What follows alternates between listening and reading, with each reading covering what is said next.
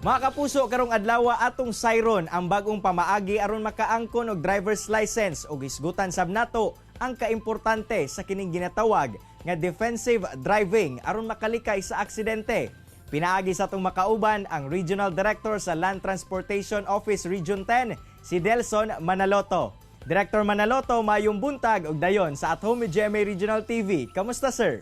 Magandang umaga po sa inyong lahat, sa ating mga kapusong Mindanaoan. Mabuti naman po ang kalagayan po namin dito ngayon sa LTO, Northern Mindanao. Direktor, unang-una, di natin maikakaila na meron talagang mga aksidente na nangyayari sa kalsada, lalo na dito sa rehiyon. Ano po ba ang kalimitang dahilan ng mga vehicular accidents? Unang-una po, yung hindi pagsunod po ng ating mga kababayang drivers sa batas trafiko. Pangalawa, yung pong reckless driving. Sumunod po yung pagmamaneho po ng lasing or under the influence of liquor, kung minsan po ay nakadroga pa po silang nagmamaneho. Yan po ang nagiging kalimitang nagiging dahilan ng road crash base po sa survey na aming isinagawa. Sir, pwede niyo po bang maipaliwanag sa ating mga kapuso kung gaano po ba kaimportante na mayroon tayong sapat na kaalaman bago magmaneho? Alam niyo po na lubhang napakahalaga niyan.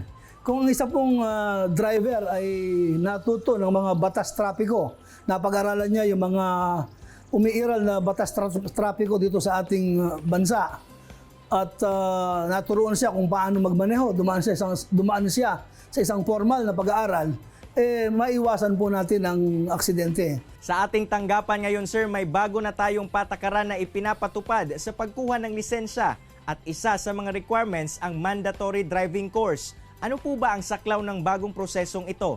Kapag po kukuha po tayo ng student permit, kailangan po muna tayong mag-aaral sa isang accredited driving schools ng LTO ng 15 oras na theoretical driving course. Ito pong 15 hours po ito ay kukunin sa loob po ng 3 araw. 5 oras araw-araw na ituturo ito sa atin na may syllabus po na galing sa LTO na pinagtibay po ng aming pangasiwaan. Pagkatapos po na matapos ang estudyante sa theoretical driving course na ito, mayroon po siya examination na gagawin sa mismong driving school. At pagka po siya ay pumasa sa exam, siya po ay isyuhan ng certificate po na natapos po siya ng 15 hours TDC. And then that will be the time para po ang isang aplikante pumunta sa LTO para po mag-apply ng tinatawag natin student permit. Sir, maliban sa driving course, may iba pa bang bagong requirements nga kinakailangan? Pagkatapos po ng pagkuha ng SP, ang kasunod po niyan ay mag-a-apply na po kayo ng inyong bagong lisensya, yung tinatawag po natin non-professional driver's license or professional driver's license as the case may be. Ano po?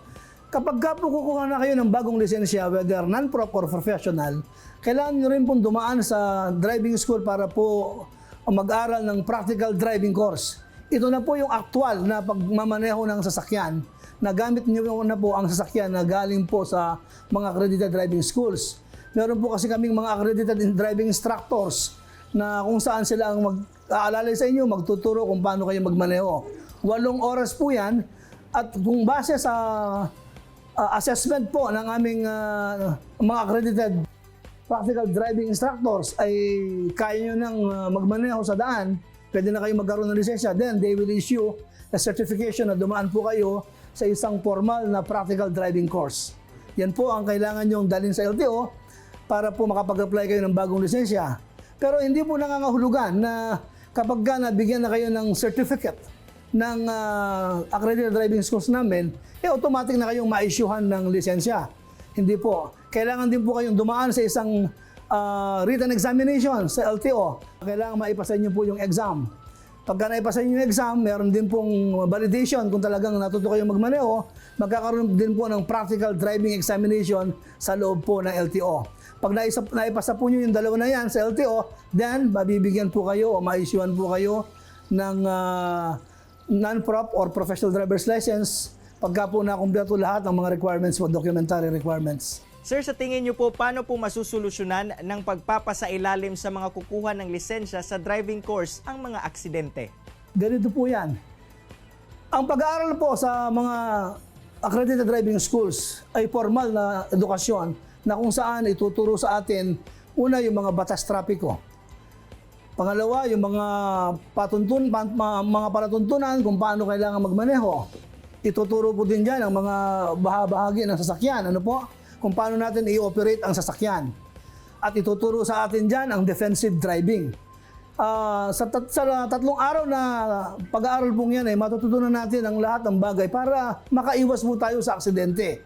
Kaya nga po, sinisikap namin na lahat ay makadaan sa mga driving schools, accredited man o sa aming driving education center para ma-check po natin na wala ng driver, na basta na lang humawak ng manibela, driver na. Ang purpose po namin dito ay para mapili natin yung mga driver na sinatawag natin qualified drivers, responsible drivers. Ito po ang layunin ng tinatawag namin pong proyektong ito ng LTO kasalukuyan. Daghan kayong salamat, Sir Nelson Manaloto, sa imong oras ug higayon nga gihatag sa At Home with GMA Regional TV. Amping pirmi, sir. Salamat po ng maraming sa pagkakataong binigay po ninyo sa akin at na nakapagsalita po ko sa harapan po ng ating mga kapusong Mindanawans. Maayong buntag po sa tanan. Kini ang At Home with GMA Regional TV.